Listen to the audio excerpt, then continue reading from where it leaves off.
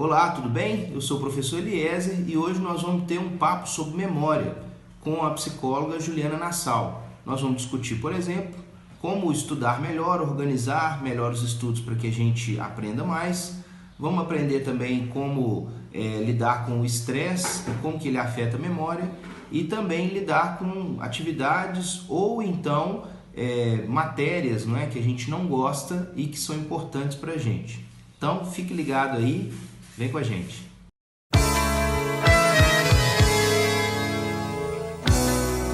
Legal. Oi, pessoal, bom dia para todos. Todo mundo bem? Nós estamos tendo a alegria de receber aqui a professora Juliana. Ela é psicóloga e ela dá aula na Faculdade do Futuro e dá aula na Faculdade de Itabirito também. E hoje a gente vai conversar aqui um pouco sobre memória. E a gente espera que a gente tenha um diálogo bom aí e produtivo, né? Eu te agradeço, Ju. Se apresente rapidamente, aí depois a gente começa a conversar a respeito, né? Claro. Pessoal, bom dia. Eu sou a Juliana Nassau. Sou formada em Psicologia pela UFMG e pela Universidade de Melbourne, na Austrália. Fiz o meu mestrado em Medicina Molecular na Faculdade de Medicina da UFMG. Atualmente leciono na graduação em Itabirito e Manhuaçu, em duas ótimas instituições, e leciono na pós-graduação em Belo Horizonte, na UNA e na FUMEC. Além disso, minha atividade durante o dia é trabalhar no consultório com avaliação neuropsicológica, terapia e treinamento de pais. Então, a memória é um assunto que está presente demais na minha atuação, seja na avaliação, seja nas intervenções, e está presente muito também na minha docência, né, no ensino. Legal. Juliana, o que a gente poderia definir como sendo memória? O que a psicologia já tem definido a respeito disso? Os estudos têm avançado muito, né, sobre os conhecimentos do cérebro, e aí onde a gente chegou agora até então sobre o que é memória? Ótima questão. Na verdade, nós não temos uma única definição de memória, porque afinal a psicologia é vasta e nós temos diversas abordagens. Então, vamos pensar em duas perspectivas principais. Uma delas, a perspectiva mais cognitiva, em que memória seria basicamente a habilidade de um indivíduo de reter informações, experiências, conteúdos e ser capaz de acessar esse conteúdo no futuro, né? Pensando de um ponto de vista mais neural, memória basicamente, de forma bem crua mesmo, um circuito de neurônios que é ativado na experiência inicial, no momento em que você vive alguma coisa, e esse circuito será reativado no futuro quando você se lembrar dessa experiência, desses momentos. Então é um conjunto de neurônios que vai envolver linguagem, vai envolver informações visuais, informações auditivas, emoções e assim por diante, que será ativado quando você se lembrar de algo. E é normal perder a memória, né? Até certo ponto, né? Exato. Como é que é isso, assim? O esquecimento, ele é parte do funcionamento normal da memória, e que bom que ele existe, porque realmente nós não seríamos capazes de reter tudo que nós vivemos, tudo que nós aprendemos. O esquecimento, ele é saudável na medida em que ele não traz prejuízos aí tão significativos para a sua experiência e torna menos acessível o que de fato é menos útil para você. O interessante é que você se lembre do que é útil para você. Em que medida o esquecimento não é patológico, né, e é necessário e útil, né? Então, essa questão é considerada a partir da adaptabilidade, da funcionalidade da pessoa.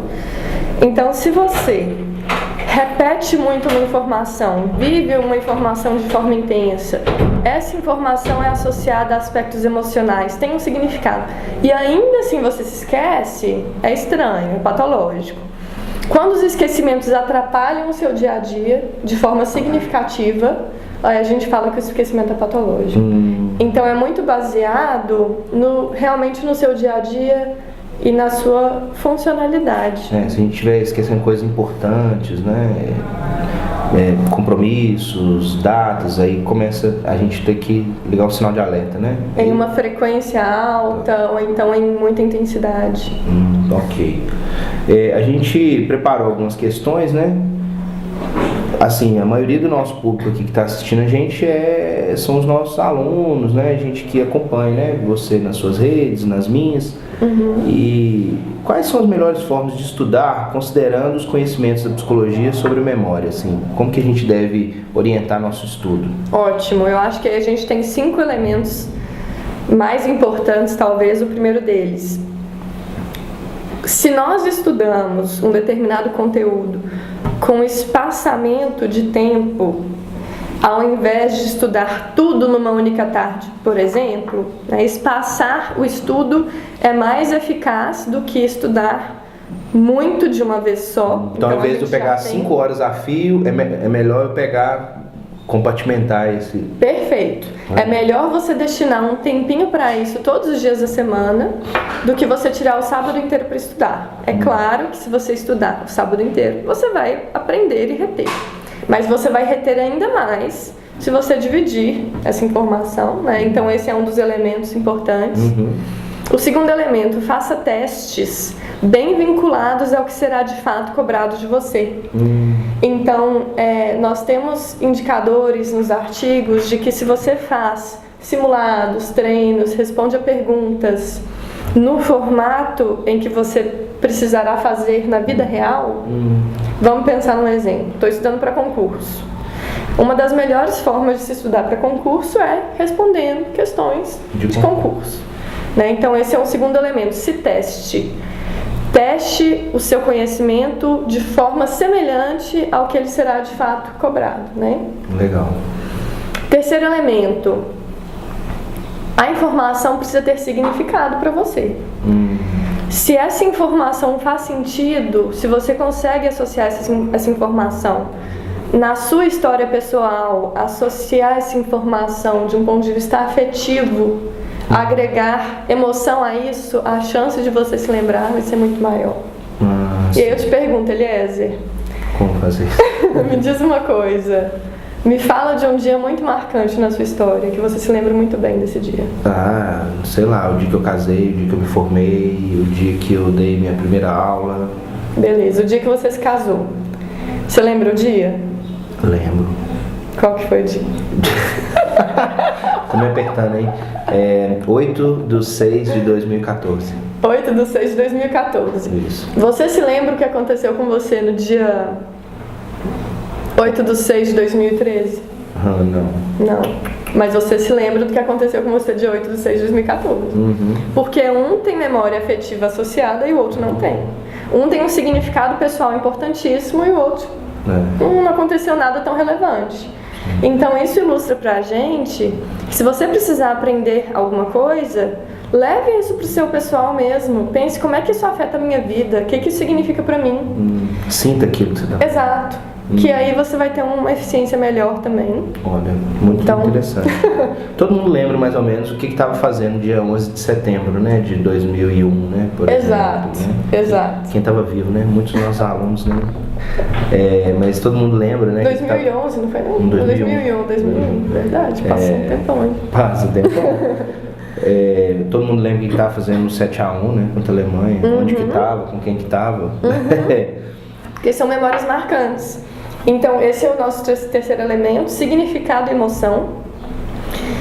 Positivo de preferência, que aí você vai lembrar da memória de forma positiva. Quarto elemento, organize a informação. Às vezes... Isso é legal, né? Possível também, né? Muito, e às vezes a gente estuda um assunto que é um pouco complexo, né? Que está um pouco difícil de entender de fato.